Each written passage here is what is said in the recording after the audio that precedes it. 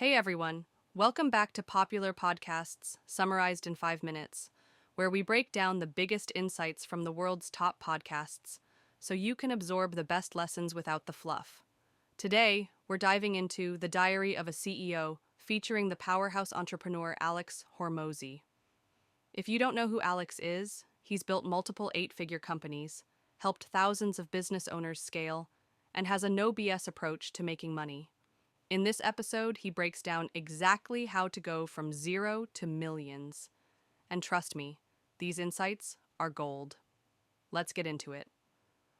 Alex starts by explaining what he calls the entrepreneurial life cycle and how most people get stuck in what he calls stage 3. This is where you work just hard enough to survive but never break through. He says most people end up repeating the same 6 months over and over for 20 years. Never really growing, never really failing, just stuck. He shares how he walked away from a well-defined corporate path, Harvard-level GMAT scores, consulting, investment banking, private equity, because he realized that the fear of failing was an illusion. His actual worst-case scenario? Sleeping on a friend's couch. And once he realized that, he went all in on building businesses. One of the biggest takeaways from this episode is Alex's formula for finding the perfect business idea. He says great businesses don't come from chasing trends. They come from solving a painful, specific problem that a group of people desperately need a solution for. He gives the example of creating a pancake brand for people with food allergies. If you find a niche audience that's underserved, you don't need to convince them to buy. They're already looking for the solution. He also talks about brand affinity. Why people don't just buy products, they buy stories, emotions, and connection.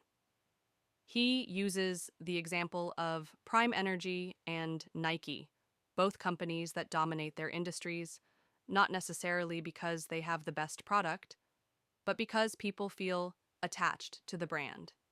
If two products are equal, people will always go with the one that connects with them emotionally.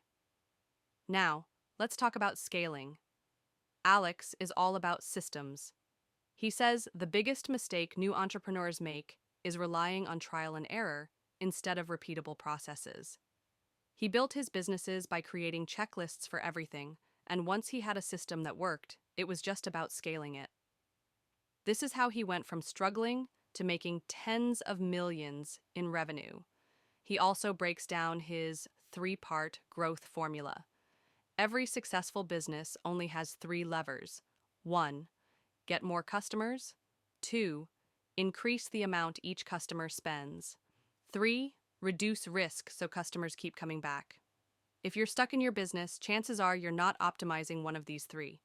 One of the most interesting insights Alex shares is the biggest mistake that kills most businesses: quitting too soon. He calls it shiny object syndrome, where people jump from one idea to another, never sticking with anything long enough to make it work. He says most businesses don't fail because the idea was bad. They fail because the founder didn't stick it out long enough. His advice? Commit to one thing for a year and refine it until you win. He also touches on hiring, why your first hires can make or break your business. He explains that most founders hire too fast, bringing in the wrong people and slowing everything down. Instead, he suggests focusing on getting A players right from the start, because the right team will make scaling so much easier. One of my favorite parts of this interview is when Alex talks about his 1,000 reps principle. He says success isn't about talent, it's about relentless repetition. Whatever skill you want to master, sales, marketing, content, you need to do it at least 1,000 times before you truly get good.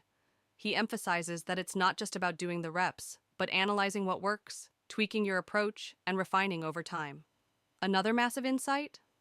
The importance of experimentation. Alex says the businesses that win aren't necessarily the smartest, they're just the ones that run more tests.